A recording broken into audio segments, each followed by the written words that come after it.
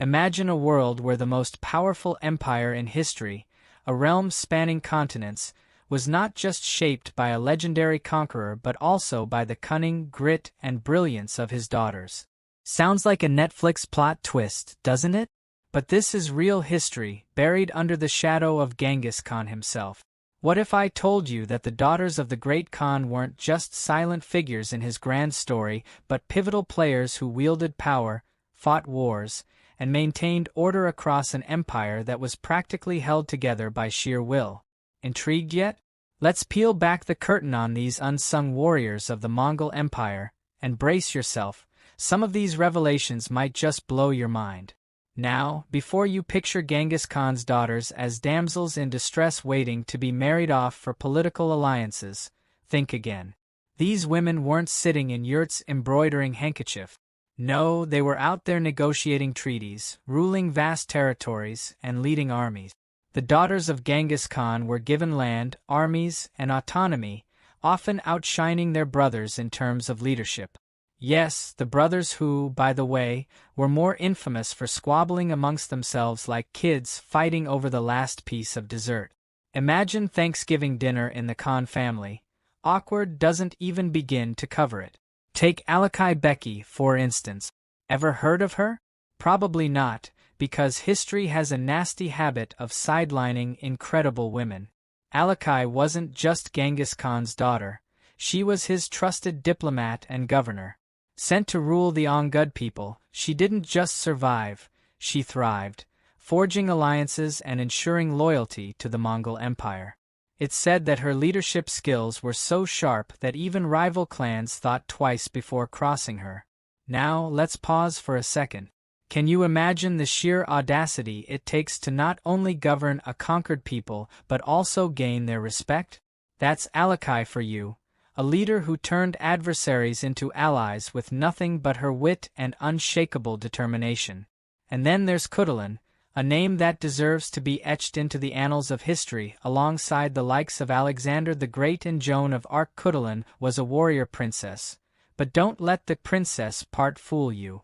This woman wrestled men for sport and won, every single time. Her physical prowess was legendary, and she often fought alongside her father, Kaidan Khan, on the battlefield. Oh, and here's a fun fact. She refused to marry any man who couldn't defeat her in a wrestling match. Spoiler alert, none did. Imagine being so formidable that your suitors were like, yeah, maybe I'll pass on that dowry. But let's not romanticize their lives too much. Being Genghis Khan's daughter was no fairy tale. It came with immense pressure, dangerous power struggles, and constant threats from both within and outside the empire. The Mongol court was a snake pit where loyalty was often bought and sold, and these women had to navigate it with razor-sharp instincts. Every decision they made could either strengthen the empire or lead to its unraveling. Think about the stakes for a moment. Can you feel the weight of that responsibility? One misstep, and the empire Genghis had bled for could collapse like a house of cards. Yet, these daughters held the line, often making sacrifices that history conveniently forgot to mention. Still, there's a haunting question we need to ask. Why don't we know more about them? Why are their stories relegated to the footnotes of history while their father's name echoes through the ages? Is it because they were women in a world that preferred its heroes to be men? Or perhaps it's because their contributions didn't fit the narrative of conquest and domination that we're so obsessed with. Whatever the reason, it's a disservice not just to these remarkable women but to history itself. Because if we don't recognize their role, we're only telling half the story.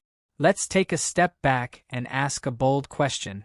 What exactly made these women so effective as leaders? Was it their upbringing? Their resilience?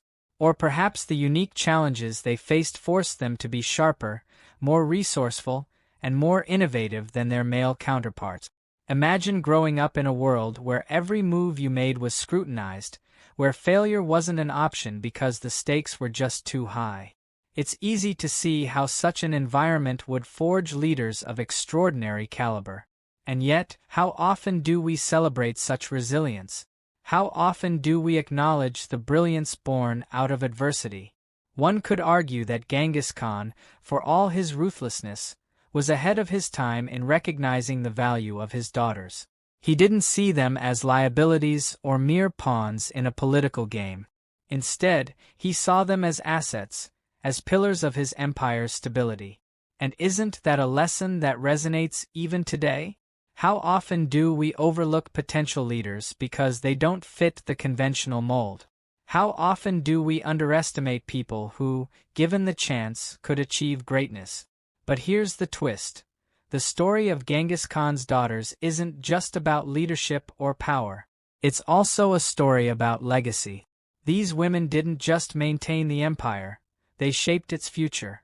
They made decisions that rippled through generations, influencing not just the Mongol Empire but also the regions and cultures it touched.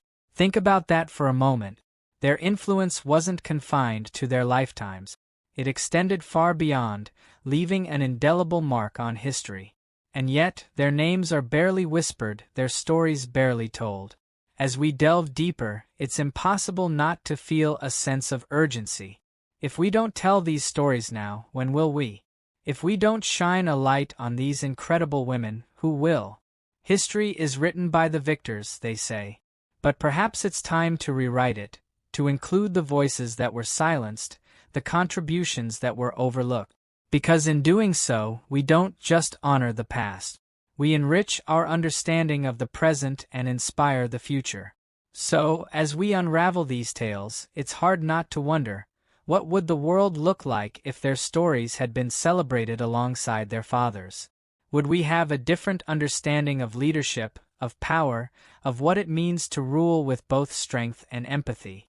And here's the cliffhanger to leave you with. If the daughters of Genghis Khan could shape the course of history under the most challenging circumstances, what's stopping us from rewriting our own stories today? History, after all, isn't just about the past. It's a mirror reflecting the possibilities of the present and the future. So, as we close the chapter on these incredible women, the question lingers: what legacy will we leave behind?